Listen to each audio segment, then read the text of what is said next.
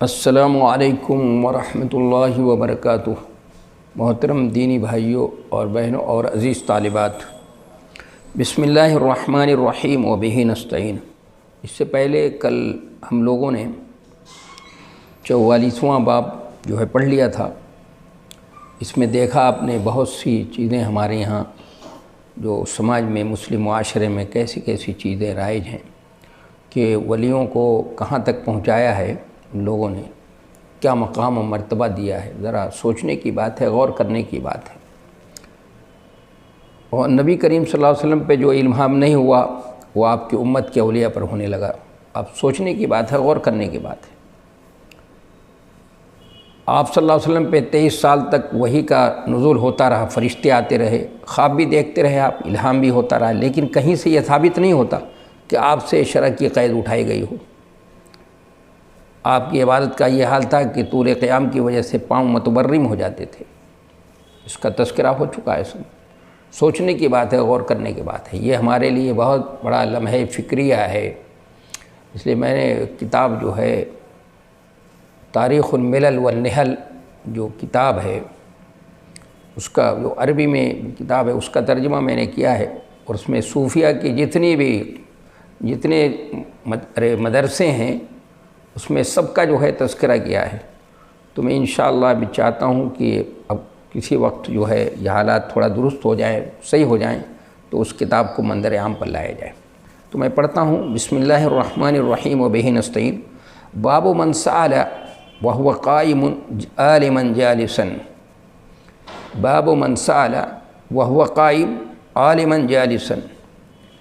به قال حدثنا عثمان قال اخبرنا جرير عن منصور عن ابي وائل عن ابي موسى قال جاء رجل الى النبي صلى الله عليه وسلم فقال يا رسول الله ما القتال في سبيل الله فإن أحدنا يقاتل غضبا ويقاتل حمية فرفع إليه رأسه قال وما رفع إليه رأسه إلا أنه كان قائما فقال من قاتل لتكون كلمة الله العليا فهو في سبيل الله عز وجل او كما قال صلی اللہ علیہ وسلم۔ یہ باب ہے، ترجمۃ الباب ہے، اور اس طرح کے باتیں جو ہیں بہت ہو چکی ہیں، اسی سے ملتی جلتی بات پھر امام بخاری رحمۃ اللہ علیہ فرماتے ہیں، پہلے ترجمہ کرتے ہیں کہ باب بیٹھے ہوئے عالم سے کوئی کھڑے کھڑے سوال کرے تو جائز ہے، یعنی کیا ایسا کرنا صحیح ہے؟ تو جائز ہے۔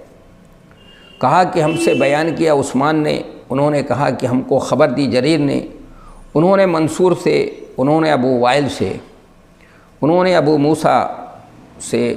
انہوں نے کہا کہ ایک شخص نبی صلی اللہ علیہ وسلم کے پاس آیا اور پوچھا، اے اللہ کے رسول صلی اللہ علیہ وسلم، اللہ کی راہ میں قتال کرنا کسے کہیں؟ اس لیے کہ کوئی شخص غصے کی وجہ سے لڑتا ہے اور کوئی قومی، ملکی اور لسانی حمیت میں لڑتا ہے، تو آپ نے اس کی طرف سر اٹھایا۔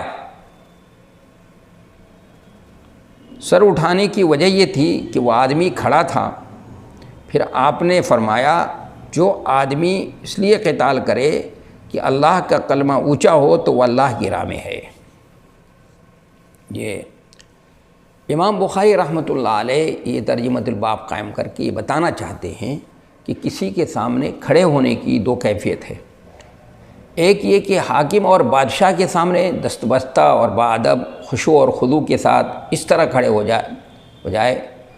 اس طرح سے کھڑے ہوا جائے جیسے بندہ اللہ کے سامنے کھڑا ہوتا ہے، تو اس طرح حاکم کے سامنے کھڑے ہو جانا ناجائز ہے۔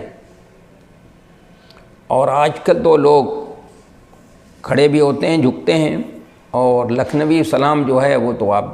جانتے ہیں اور جانتی ہیں۔ اس لیے یہ عبادت کی ایک شکل ہے اور اس میں عجب اور کبر پایا جاتا ہے، تو یہ صحیح نہیں ہے، ناجائز ہے۔ اور جو لوگ سر جھکا دیتے ہیں، جا کر کھڑے ہوتے ہیں، سر جھکا کر کے سلام کرتے ہیں، یا سر اس کے ہاتھ پر رکھتے ہیں، جیسے صوفیاء کرام کے یہاں یہ طریقہ ہے، تو یہ بھی طریقہ صحیح نہیں ہے۔ کسی کے سامنے سیدھا کھڑا ہونا ہے، اگر اس سے ملاقات کرنے یا مصافحہ بھی کرنا ہے تو سیدھے کھڑے ہو کر مصافحہ کرنا، یہ بھی صحیح نہیں۔ تو ایک کھڑے ہونے کا یہ طریقہ ہے، یہ کیفیت یہ ہے، تو یہ جیسے حاکم اور بادشاہ کے سامنے دست بستہ کھڑا ہوا جاتا ہے بادب و خشوع اور خضوع کے ساتھ، تو یہ تو صحیح نہیں ہے، کیونکہ یہ ایک طرح کی عبادت ہے اور عبادت صرف اللہ کے لیے ہے۔ دوسرے یہ کہ شاگرد بے تکلف کھڑا ہو کر اپنے استاد محترم سے کھڑا ہو کر اپنے استاد اور شیخ سے سوال کرے، تو اس میں کوئی قباحت نہیں، یہ جائز ہے۔ منع وہاں ہے جہاں کبر ہو، اور جہاں کبر نہ ہو وہاں جائز ہے، صحیح ہے۔ تو یہ ثابت کرنے کے لیے امام بخاری رحمۃ اللہ علیہ نے، اور یہ بتانے کے لیے، وضاحت کرنے کے لیے اس طرح سے کھڑا ہوا جائے، اگر جیسے استاد کے سامنے شاگرد کھڑا ہو کر اپنے استاد اور شیخ سے سوال کرے تو اس میں کوئی حرج کی بات نہیں، اس لیے کہ اس میں کبر نہیں ہوتا، نہ عجب ہوتا ہے، اور کبر اور عجب نہ ہے تو وہ جائز ہے۔ اور نبی صلی اللہ علیہ وسلم کے جواب سے یہ ثابت ہوتا ہے کہ جب لڑائی سے غرض اللہ کے دین کو بلند کرنا اور کفر اور شرک کو مٹانا ہو تو وہ جہاد فی سبیل اللہ ہے، اور اگر جنگ سے مقصد مال و دولت حاصل کرنا یا ملک گیری ہو تو وہ جہاد نہیں ہے۔ اس کو خوب اچھی طرح سمجھ لینا چاہیے۔ نبی صلی اللہ علیہ وسلم نے جو جواب دیا ہے اس سے بات بالکل واضح ہو گئی، بالکل واضح ہے، کلیئر کٹ کی لڑائی سے مقصد جو ہے، جب لڑائی سے غرض اللہ کے دین کو بلند کرنا ہو، اللہ کے کلمے کو بلند کرنا ہو اور کفر اور شرک کو مٹانا ہو تو جہاد فی سبیل اللہ ہے۔ اس لیے آتا ہے روایتوں میں، مثلا حضرت علی کرم اللہ وجہہ کے سلسلے میں ہے کہ وہ جنگ کر رہے تھے، میدان جنگ میں دشمن کے اوپر غالب آ گئے، دشمن نے دشمن کو پچھاڑ دیا، دشمن نے ان کے چہرے پہ تھوک دیا، فوراً چھوڑ کر ہٹ گئے۔ کیوں؟ انہوں نے اس لیے چھوڑ کر ہٹ گئے کہ اس میں اب میرا نفس شامل ہو گیا، میں تو لڑ رہا تھا، میں جنگ کر رہا تھا محض اللہ کی رضا کے لیے، اللہ کے دین کو بلند کرنے کے لیے، اللہ کے دین کو غالب کرنے کے لیے، اور شرک و کفر کی جڑوں کو ختم کرنے کے لیے، شرک کفر کو مٹانے کے لیے، تو اب تو یہ جہاد وہ اپنے نفس کے لیے جہاد ہو جائے گا، اس میں شامل ہو جائے گا۔ اس لیے اتنی احتیاط برتی ہے صحابہ کرام نے، اس قدر احتیاط سے کام لیا ہے۔ اس لیے جو شخص نے غصے کی وجہ سے کسی سے لڑائی کرے، یا ملکی یا قومی یہ حمیت کی بنیاد پر، لسانی حمیت کی بنیاد پر، قومی اور عصبیت کی بنیاد پر اگر کوئی آدمی کرتا ہے جنگ، یا علاقائی عصبیت کی بنیاد پر کرتا ہے، تو یہ جہاد نہیں کہلائے گا۔ یا مال و دولت کو حاصل کرنا ہے یا ملک گیری ہو تو وہ جہاد نہیں ہے، اس کو خوب سمجھ لینا چاہیے۔ باب سے مناسبت تو واضح الا انہ کان قائما، کہ وہ شخص سر اٹھا کر آپ نے ان سے بات کی، کہ کیونکہ بات کی وما رفع الیہ راسہ الا انہ کان قائما، کہ آپ نے سر اٹھا کر اس لیے بات کی کہ وہ کھڑے تھے۔ تو معلوم ہوا کہ شاگرد اپنے استاد کے سامنے اگر کھڑے ہو کر کہ کوئی سوال کر لیتا ہے، کچھ بات پوچھ لیتا ہے، کچھ بھی معلوم کرتا ہے، جیسے کہ انہوں نے معلوم کیا کہ اللہ کے رسول صلی اللہ علیہ وسلم ایک شخص جو ہے وہ غصے کی وجہ سے جہاد کرتا ہے، جو لڑائی کرتا ہے، یا کوئی ملکی یا قومی اور لسانی حمیت کی بنیاد پر لڑتا ہے، تو کون سو ہے اللہ، کون یہ جہاد فی سبیل اللہ، کون اللہ کے راستے میں مجاہد کہلائے گا؟ یہ کیا جہاد فی سبیل اللہ ہے؟ تو آپ نے نہیں، کلیئر کٹ کر دیا، واضح کر دیا کہ نہیں، من قاتل لتکون کلمۃ اللہ العلیٰ فہو فی سبیل اللہ، یہ اللہ کے راستے میں ہوگا، محض اللہ کی رضا کے لیے ہوگا۔ اس میں کسی کو جو ہے یہ نہیں ہونا چاہیے۔ اگر ذرا سا بھی نفس کا دخل، جیسے میں نے ابھی حضرت علی کرم اللہ وجہہ کا واقعہ بتایا، اس لیے اگر کہیں پہ نفس کا بھی عیبہ ہو تو اس سے کیا کرنا چاہیے؟ بچنا چاہیے، وہ پھر جہاد فی سبیل اللہ نہیں ہوگا۔ اس کو اچھی طرح سمجھ لینا چاہیے۔ آگے باب السوال والفتیہ عند رمی الجمار۔ بہ قال حدثنا ابو نعیم قال حدثنا عبد العزیز بن ابی سلمۃ عن الزہری عن عیسی بن طلحہ عن عبد اللہ بن عمرو قال رأيت النبي صلی اللہ علیہ وسلم عند الجمرہ وهو يسأل فقال رجل یا رسول اللہ نحرت قبل ان ارمی قال ارمی ولا حرج قال آخر یا رسول اللہ حلقت قبل ان انحر قال انحر ولا حرج فما سئل عن شيء قدم ولا اخر الا قال افعل ولا حرج۔ یہ باب ہے، باب السوال والفتیہ عند رمی الجمار، باب جمرات کو کنکریاں مارتے وقت سوال کرنا اور فتویٰ دینا، یعنی جمرات کو کنکریاں مارتے وقت سوال کرنا اور فتویٰ دینے کا باب کہا کہ ہم سے بیان کیا ابو نعیم نے، انہوں نے کہا ہم سے بیان کیا عبدالعزیز ابن ابی سلمہ نے، انہوں نے زہری سے، انہوں نے عیسیٰ ابن طلحہ سے، انہوں نے عبداللہ ابن عمرو رضی اللہ تعالی عنہما سے، انہوں نے کہا کہ میں نے رسول اللہ صلی اللہ علیہ وسلم کو جمرہ کے پاس دیکھا، لوگ آپ سے پوچھ رہے تھے، تو ایک شخص نے کہا اللہ کے رسول میں نے کنکری مارنے سے پہلے قربانی کر لی، آپ نے فرمایا اب جا کر کنکری مار لو کوئی حرج نہیں۔ دوسرے نے کہا اللہ کے رسول میں نے قربانی کرنے سے پہلے سر مڈا لیا، آپ نے فرمایا اب جا کر قربانی کر لو کوئی حرج نہیں۔ اس دن اگر کوئی چیز رکن آگے پیچھے ہو گئی اور آپ سے اس کے بارے میں پوچھا گیا تو آپ نے یہی فرمایا جاؤ کر لو کوئی حرج نہیں۔ یہ باب ہے، اس سے پہلے اس طرح کا باب گزر چکا ہے۔ یہاں پر امام بخاری رحمۃ اللہ علیہ نے بس یہ بتانے کے لیے کہ ایسے وقت میں سوال کرنا اور فتویٰ دینا کیا جائز ہے یا نہیں ہے، اس کے لیے انہوں نے بتایا۔ تو یہ ہے کہ باب میں رمی کا ذکر ہے، لیکن حدیث میں رمی کا ذکر نہیں ہے کہ رأیت النبی صلی اللہ علیہ وسلم عند الجمرۃ وهو يسأل، بس یہ ہے کا ذکر ہے، لیکن حدیث میں رمی کا ذکر نہیں ہے، لہذا مناسبت عموم سے پیدا کی جائے گی۔ یعنی سوال جمرے کے پاس ہوا تھا اور یہ عام ہے کہ رمی کی حالت کو بھی اور رمی سے فارغ ہونے کے بعد کو بھی، یعنی آپ صلی اللہ علیہ وسلم اس وقت رمی جمرات کنکری مار رہے ہو سکتا ہے کہ آپ کنکری مار، یا کنکری مارنے سے فارغ ہونے کے بعد آپ وہاں پہ تشریف فرما تھے۔ تو حدیث سے یہ معلوم ہوا کہ دین میں آسانی ہے، سختی نہیں ہے۔ دیکھ لیجیے نبی علیہ الصلوۃ والسلام سے سوال کیا گیا، اور اس طرح کی بات اس سے پہلے بھی تفصیل سے گزر چکی ہے، وہاں پر تفصیل یہ آ چکی ہے، لیکن یہاں پر اتنی بات ضرور سمجھ لینا چاہیے کہ دین میں آسانی ہے۔ لیکن آج کل ہم لوگ کیا کرتے ہیں، ہم لوگ سختی پیدا کرنے کی کوشش کرتے ہیں۔ ہم سے کوئی سوال کرے، دیکھیے آپ صلی اللہ علیہ وسلم سے سوال کیا جا رہا ہے، اور راوی کہتے ہیں کہ اس دن اگر کوئی چیز، کوئی رکن آگے پیچھے ہو گئی، یعنی کوئی چیز آگے پیچھے ہو گئی، یعنی رکن کوئی آگے پیچھے ہو گیا ہے اور آپ سے اس کے بارے میں پوچھا گیا تو آپ نے یہی فرمایا جاؤ کر لو کوئی حرج کی بات نہیں۔ اور آج ہم کیا کہتے ہیں کہ ایسے کر لیا تو یہ صدقہ، ارے یہ تمہارے اوپر جو ہے کفارہ واجب ہوگا، اور یہ کر لیا تو اس سے یہ کفارہ ہوگا، اور ایسا کرنے سے یہ تمہارے حج میں نقص پیدا ہو گیا۔ ہم جو ہے وہ اس طرح کی باتیں کرتے ہیں۔ سوچنے کی بات ہے، نبی علیہ الصلوۃ والسلام فرما رہے ہیں کہ خذوا عنی مناسککم، کہ حج کے احکام مجھ سے معلوم کرو،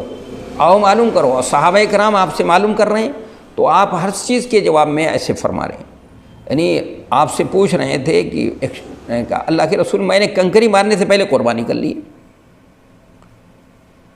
کنکری مارنے سے پہلے قربانی کر لی، تو آپ نے فرمایا اب جا کر کنکری مار لو، کوئی حرج کی بات نہیں ہے، یعنی کوئی حرج نہیں ہے۔ تو کچھ ائمہ یہ کہتے ہیں ہمارے فقہا کہ اس میں کوئی حرج کی بات نہیں، کوئی صدقہ، کوئی وہ کفارہ کی بات نہیں ہے، لیکن احناف کے ہاں جو ہے اس میں جانتی ہیں کفارہ کی بات ہوگی، وہ صدقہ دینا پڑے گا، کفارہ ہے۔ لیکن بہر صورت یہ اس سے حدیث سے تو یہ بات سمجھ میں آتی ہے کہ کوئی کفارہ نہیں ہے۔ جس پس منظر میں آپ بات کر رہے ہیں اس پس منظر میں تو یہی بات سمجھ میں آ رہی، کوئی حرج کی بات نہیں ہے، یعنی کوئی تمہارے حج کے اندر کوئی نقص نہیں پیدا ہوا، کوئی اس میں خرابی نہیں ہوئی ہے، کوئی عیب نہیں ہوا ہے، وہ تمہارا حج جو ہے وہ صحیح ہے۔ جو بھی آپ سے معلوم کر رہا ہے یہ آپ فرما رہے ہیں، کیوں؟ اس لیے کہ اس شریعت کے مزاج ہی میں کیا ہے، نرمی ہے، اور آپ تو آئے تھے اس اسلامی شریعت کو فطری اساس پر اور بنیاد پر قائم کرنے کے لیے،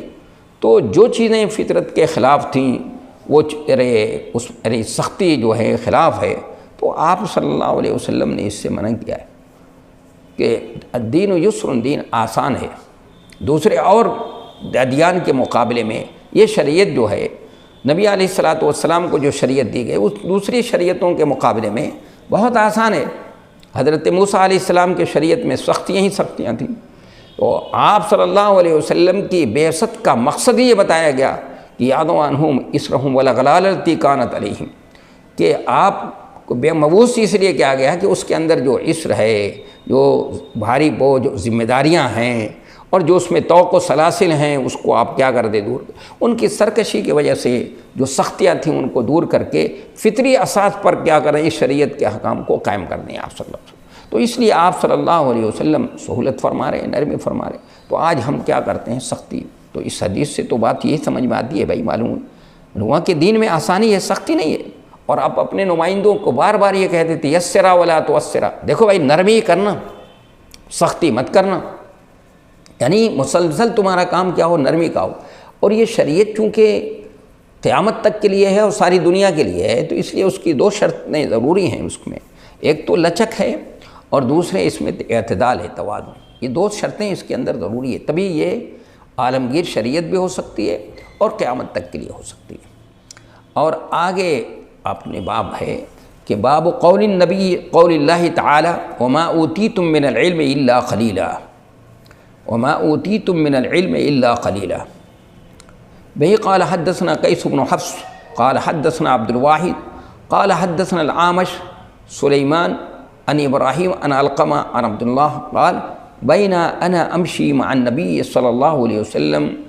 فی خریب المدینہ وهو يتوكأ على عصيب معه فمر بنفر من اليهود فقال بعضهم لبعض سلوه عن الروح وقال بعضهم لا تسألوه لا يجيء فيه بشيء تكرهونه فقال بعضهم لنسألنه فقال رجل منهم فقال يا أبا القاسم فقام رجل منهم فقال يا أبا القاسم ما الروح فسكت فقلت إنه يوحى إليه فقمت فلما انجلى عنه قال ويسألونك عن الروح قل الروح من أمر ربي وما أوتوا من العلم إلا قليلا۔ یہ عامش قال العامش هكذا في قراءتنا، لیکن ہم لوگوں کی جو قراءت ہے وما أوتيتم من العلم إلا قليلا ہے۔ یہ ترجمۃ الباب ہے کہ باب سورہ بنی اسرائیل میں اللہ تعالیٰ کا یہ فرمان کہ تم کو بہت تھوڑا علم دیا گیا ہے، تم کو بہت تھوڑا علم دیا گیا ہے۔ کہا کہ ہم سے بیان کیا قیس بن حفص نے، انہوں نے ہم سے بیان کیا کہ عبد الواحد، انہوں نے کہا ہم سے بیان کیا عبد الواحد نے، انہوں نے کہا ہم سے بیان کیا سلیمان عامش نے، انہوں نے ابراہیم سے، انہوں نے علقمہ سے، انہوں نے عبداللہ سے۔ عبداللہ سے مراد جو ہے جانتے ہیں صحابہ کے طبقے میں جو عبداللہ ہوتے ہیں تو عبداللہ ابن مسعود مراد ہوتے ہیں، اور تابعین کے طبقے میں ہو تو عبداللہ ابن مبارک مراد ہوتے ہیں۔ انہوں نے کہا کہ ایک مرتبہ میں رسول اللہ صلی اللہ علیہ وسلم کے ساتھ مدینے کے ویرانوں میں چل رہا تھا، اور کھجور کی ایک چھڑی پر جو آپ کے پاس تھی اس پر آپ ٹیک دیتے جا رہے تھے، اتنے میں آپ کا گزر یہودیوں کی ایک جماعت پر ہوا، تو انہوں نے آپس میں کہا ان سے روح کے بارے میں پوچھو، یعنی نبی صلی اللہ علیہ وسلم سے روح کے بارے میں پوچھو۔ اور انہی میں سے کسی نے کہا نہیں مت پوچھو، ورنہ کوئی ایسی بات کہہ دیں گے جو تمہیں بری معلوم ہوگی۔ ایک نے کہا میں ضرور ہم ضرور پوچھیں گے، یعنی فقال بعضهم لنسألنه، ہم ضرور پوچھیں گے۔ تو آخر ان میں کا ایک اٹھا، فقام رجل منهم فقال، آخر ان میں کا ایک شخص اٹھا اور کہا اے ابو القاسم، یہ نبی صلی اللہ علیہ وسلم کی کنیت ہے، بتائیں روح کی حقیقت کیا ہے۔ یہ سن کر آپ صلی اللہ علیہ وسلم چپ ہو گئے۔ تو میں نے اپنے دل میں کہا، یعنی راوی حضرت عبداللہ ابن مسعود کہہ رہے ہیں، میں نے اپنے دل میں کہا کہ آپ پر وحی نازل ہو رہی ہے، تو میں کھڑا ہو گیا کہ آپ کی حفاظت کروں۔ جب آپ سے وحی کی کیفیت دور ہوئی تو آپ نے سورہ بنی اسرائیل کی آیت پڑھی، لوگ تم سے روح کے بارے میں پوچھتے ہیں تو اے نبی تم کہہ دو کہ وہ میرے رب کا ایک حکم ہے اور لوگوں کو بہت تھوڑا علم دیا گیا ہے۔ اعمش کہتے ہیں ہماری قرأت میں ایسی ہے، یعنی اوتو ہے، اوتیتم نہیں ہے، اس لیے وما اوتو من العلم الا خلیلا، اور ہم لوگ جو قرأت کرتے ہیں وما اوتیتم من العلم الا خلیلا، جس کو امام بخاری نے ترجمہ الباب بنایا ہے۔ یہ سوال یہ ہے کہ امام بخاری رحمۃ اللہ علیہ نے جو یہ ترجمہ الباب قائم کیا ہے کہ تو یہود نے جو آپ سے سوال کیا تھا تو کس روح کے بارے میں سوال کیا تھا، تو اس میں متعدد اقوال ہیں، اسی کو بتانے کے لیے امام بخاری رحمۃ اللہ علیہ نے ترجمہ الباب قائم کیا ہے۔ یہ علماء کی متعدد رائے ہیں، اکثر علماء اس بات کے قائل ہیں کہ اس سے روح حیات مراد ہے، جو انسان اور حیوان کے جسم میں ہوتی ہے، اور یہی معنی راجح ہے۔ جو روح انسان کے اندر ہوتی ہے، جو اس کی زندگی کہ جس کی وجہ سے قیام ہے، جس کی وجہ سے زندگی زندہ ہے، وہ کہ اگر اس روح نکل جائے اس سے تو وہ انسان مردہ ہو جاتا ہے۔ اکثر علماء اس بات کے قائل ہیں کہ اس سے روح حیات مراد ہے،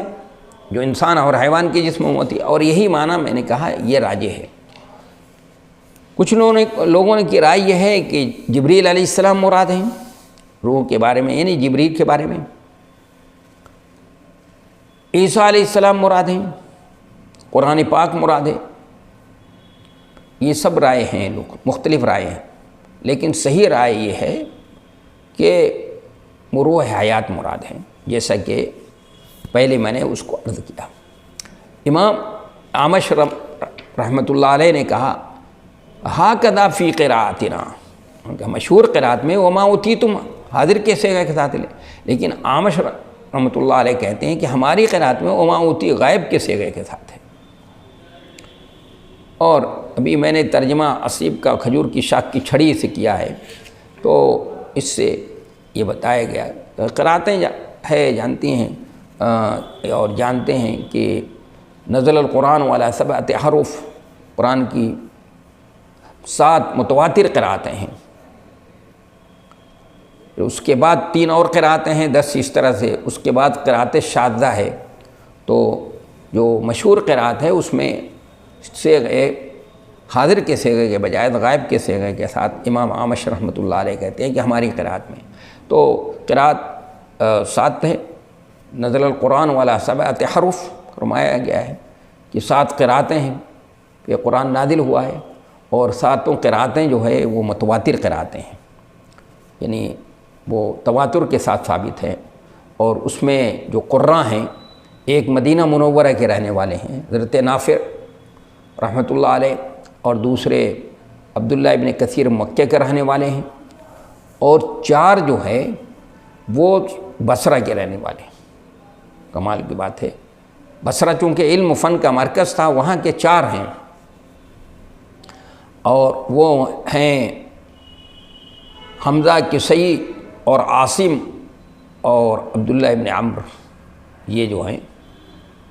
یہ 4 بصرہ کے رہنے والے ہیں، یعنی حمزہ کسی عاصم کی قرأت ہم لوگ پڑھتے ہیں، اور عبداللہ ابن عمرو، اور 7ویں جو ہیں وہ ملک شام کے عبداللہ ابن عامر ہیں۔ یہ 7 قرأتیں جو ہے مشہور ہیں۔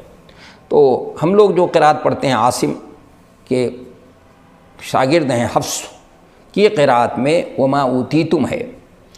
اور جو حضرت اعمش کہتے ہیں کہ ہماری قرأت میں جو ہے وما اوتو یعنی غائب کے صیغے کے ساتھ ہے۔ تو اس کے بعد آگے جو ہے باب ہے کہ امام بخاری رحمۃ اللہ علیہ نے آگے پھر باب قائم کیا، باب من ترک بعد الاختیار مخافۃ ان یقصر فہم بعض الناس عنہ فیقع فی اشد منہ بہ قال حدثنا عبید اللہ ابن موسیٰ عن اسرائیل عن ابی اسحاق عن الاسود قال قال لی ابن الزبیر كانت عائشة تسر الیک کثیرا، قال لی ابن الزبیر كانت عائشة تسر الیک کثیرا وما حدثتك فی الكعبہ، قلت قالت لی قال النبی صلی اللہ علیہ وسلم یا عائشة لولا قومك حدیث عہدهم، قال ابن الزبیر بکفر، لنقضت القعبہ فجعلت لها بابین باب يدخل الناس وباب يخرجون ففعله ابن الزبیر او كما قال صلی اللہ علیہ وسلم باب من ترک بعد الاختیار مخافت ان یقصر فہم بعض الناس عنہ فیقع فی اشد منہ، باب اس شخص کا بیان جس نے کسی پسندیدہ کام کو اس ڈر سے چھوڑ دیا کہ لوگ اس کو سمجھ نہیں پائیں گے اور اس سے زیادہ سختی میں مبتلا ہو جائیں گے۔ کہا کہ ہم سے بیان کیا عبید اللہ بن موسیٰ نے، انہوں نے اسرائیل سے، انہوں نے ابو اسحاق سے، انہوں نے اسود سے، انہوں نے کہا کہ مجھ سے عبداللہ ابن زبیر نے کہا کہ حضرت عائشہ اکثر تم سے راز کی باتیں بیان کرتی تھی۔ انہوں نے اسود سے، انہوں نے کہا کہ مجھ سے عبداللہ ابن زبیر نے کہا کہ حضرت عائشہ اکثر تم سے راز کی باتیں بیان کرتی تھیں، یہ بتاؤ کہ کعبہ شریف کے بارے میں بھی تم سے کچھ بیان کیا ہے؟ میں نے کہا ہاں۔ مجھ سے انہوں نے کہا کہ رسول اللہ صلی اللہ علیہ وسلم نے فرمایا کہ اے عائشہ، اگر تمہاری قوم یعنی قریش کا زمانہ نیا نہیں ہوتا، تو عبداللہ ابن زبیر نے کہا یعنی کفر کے ساتھ نیا نہیں ہوتا، تو میں خانہ کعبہ کو توڑ دیتا اور اس میں 2 دروازہ لگا دیتا، ایک دروازے سے لوگ اندر جاتے اور ایک دروازے سے نکلتے۔ بعد میں عبداللہ ابن زبیر نے ایسا کر دیا، اپنی حکومت میں 2 دروازہ کر دیا۔ یعنی یہ باب امام بخاری رحمۃ اللہ علیہ نے کام کیا ہے کہ شخص کا بیان جس نے کسی پسندیدہ کام کو، ایک کام پسندیدہ ہو، اس ڈر سے چھوڑ دیا کہ لوگ اس کو سمجھ نہیں پائیں گے اور اس سے زیادہ سختی میں مبتلا ہو جائیں گے۔ جیسے نبی علیہ السلام نے خانہ کعبہ کو، چونکہ زمانے جاہلیت میں جو خانہ کعبہ کی تعمیر کی تھی، زمانے جاہلیت میں چونکہ وہ نشیب میں تھا اور پانی آنے کی وجہ سے اس کی دیوار مخدوش ہو گئی تھی اور وہ آپ کی نبوت سے پہلے کا زمانہ ہے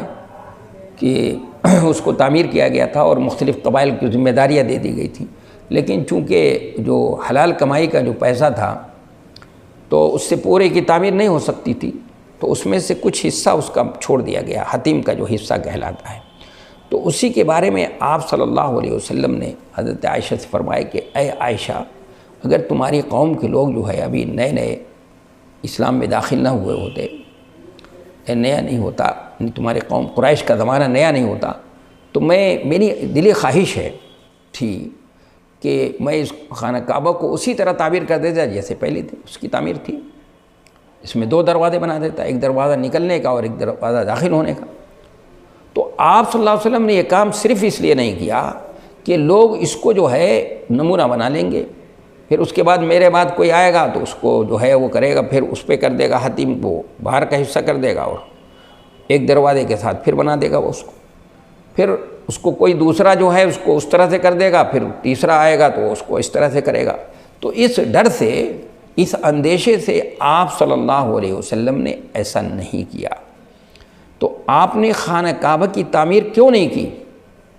سوال ہے ہمارے سامنے۔